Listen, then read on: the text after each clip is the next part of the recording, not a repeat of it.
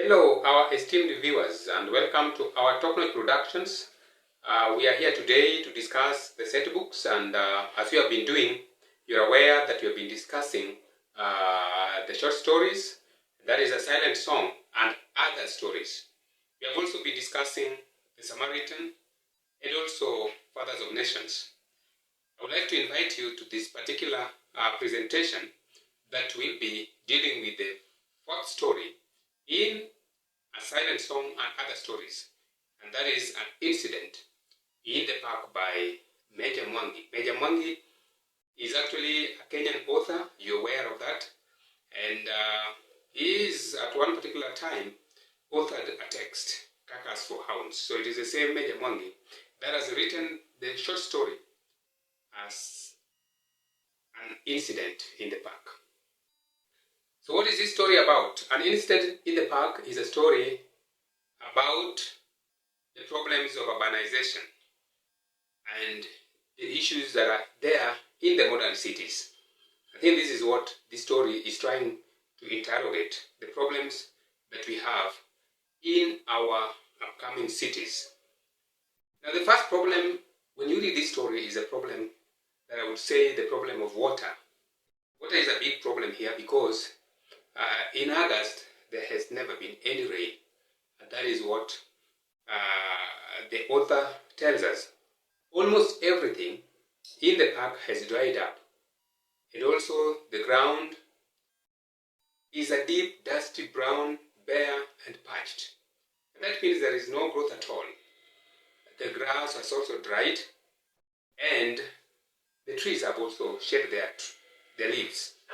And that is an indication that in the city, as we talk, there is no rain. And that is why the life that is there in the park, the grass, is drying up and the trees are shedding their leaves. So that is one of the aspects, one of the problems that we find in this city, the problem of water. And the second problem is unbearable heat. The sweltering heat is very oppressive as it comes from the sun. So we are told that the artificial lake in the city where people are supposed to swim has dried up, and the boat is there because there are few people who are using the boat. But again, the water that is in the lake has actually become murky and muddy in one way or the other, and that means that the heat, the sweltering heat, has actually dried up the life that is actually in the lake. So we also experience instances of what I call the traffic, both human and motorized traffic. Now we are told, or the writer describes the city as clogged up with the problem of traffic. Cars are baying on the highway. We are also told that brakes are shrieking, ambulances are wailing, racing against death. Then trains are also described as whistling urgently. So it tells you a city that is also suffering from what we call the traffic jams. It comes from the human beings and also from the motorists. Again, apart from the motorists actually being part of this traffic, the bit of the human is described as overwhelming human traffic. We are told that the author calls it a flood of hungry office workers gushing out of the ministerial offices. So you can see quite a number of people. The overpopulation is very unbearable. There's so many people in the city, and that this also causes what we call the human traffic, even as we talk about the motorized traffic. So they come out of offices in armies. So even that use of the symbol army or the metaphor army tells you how many people or the overpopulation that is there in the city. So they swarmed down the hill into the park. So all these instances are an indication of actually the traffic that we are talking about, the motorized traffic and also the human traffic. There is also cases of unemployment, and we are told that in the city there are so many people that are idling at the park. They have nothing to do, Of course, there is the clock, the city clock, that reminds them that they need to be useful with themselves. Even as the city clock tick-tocks, should be a reminder to them that they need to be doing something. But you realize that they continue to idle. And that means there is lack of employment, because if they could have been usefully engaged, then this idling or lying down on the park at sometimes wouldn't have been there. So the fact that they are idling around the park most of the time tells you that these guys or these people, they don't have anything to do. They cannot make themselves useful, even as the city clock reminds them to make themselves useful. There is also the problem of hawking because of unemployment. We are given to two people here who have been hawking. Number one of them has been selling the fruits, and another one is actually selling the ice cream. So you realize that the problem, one of the problems, that is the problem of unemployment, has also given to another problem, and that is the problem of hawking. So one is hawking the ice cream, and another one is hawking the fruits. The person who is hawking the ice creams has not been making sales of late, because you're told for the last 2 days he's never sold any bar of the ice cream. And that tells you that there is no money in their pockets. So even as they hawk, they don't get as much.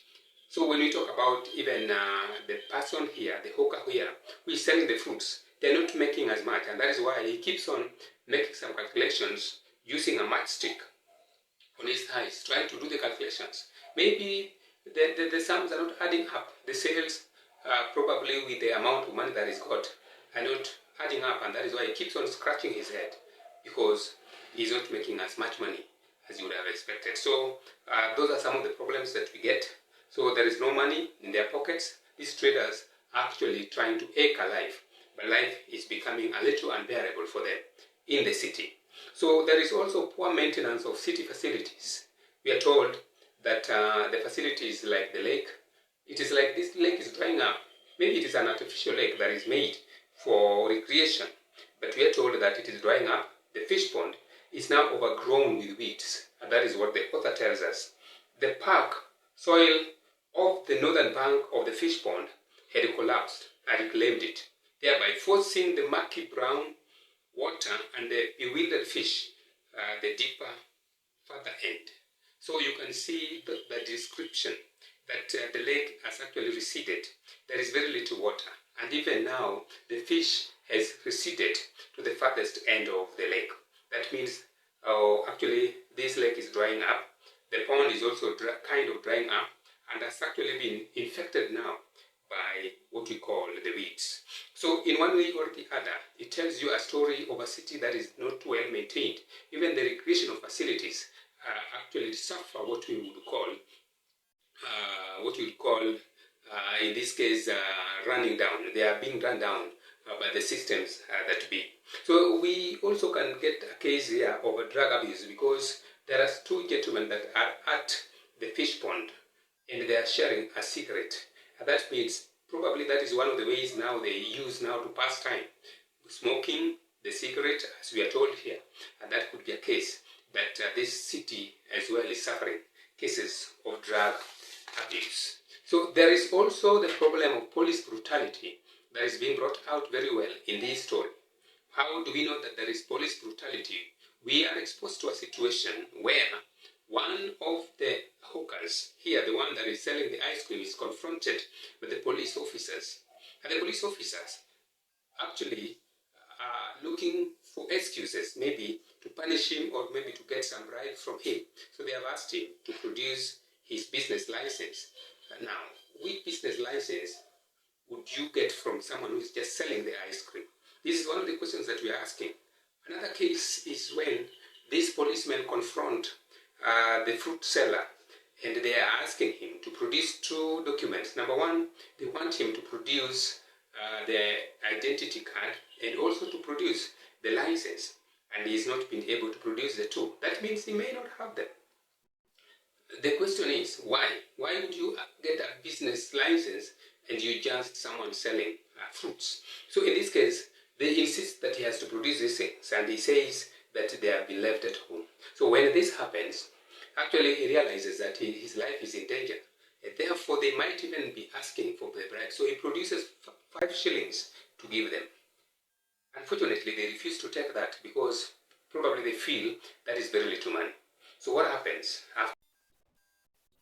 There is also the problem of corruption that comes out very well when you read this story, because the man is trying to bribe the police constables. The first case of bribery is when he gives the constables 5 bob and they have refused. He has also given them 10 shillings, they have refused. So it means that they are used to taking even bigger or even larger amounts of money from these hawkers. So when you give them a small amount of money, they wouldn't take, and they would insist that you go and see the judge. So there's so many things that we have learned from this story, the problems of our upcoming urban centers. I've mentioned quite a number of things, and just to take you through those things again. Number 1 is the water problem. Number 2 is the unbearable heat, probably because of pollution. Number 3 is the traffic, both human and motorized traffic. It is a big problem in the cities. Number 4, there is the unemployment. So many people are idling in the city. We have the problem of hawking that also comes as a result of unemployment. We also have the problem of money. Money is not in the pockets of people. And that is why those who are trying to hawk for 2 days, the ice cream seller has not actually sold any bar of the ice cream. So we have the problem of money, poor maintenance of the city facilities. I've talked about the lake and the pond. There is a drug abuse because of those 2 people at the pond trying to share the cigarette. And there is also the problem of police brutality. It comes out very clearly because these police officers are trying to brutalize the hawkers in the city. And that is why this hawker finally has actually dropped into a ditch and is stoned to death. This comes as a result of what we call the police brutality. Then there is corruption. And finally, we are exposed to a city that has got so many problems. Thank you very much, and continue to listen to us as we present you with analysis of the short stories.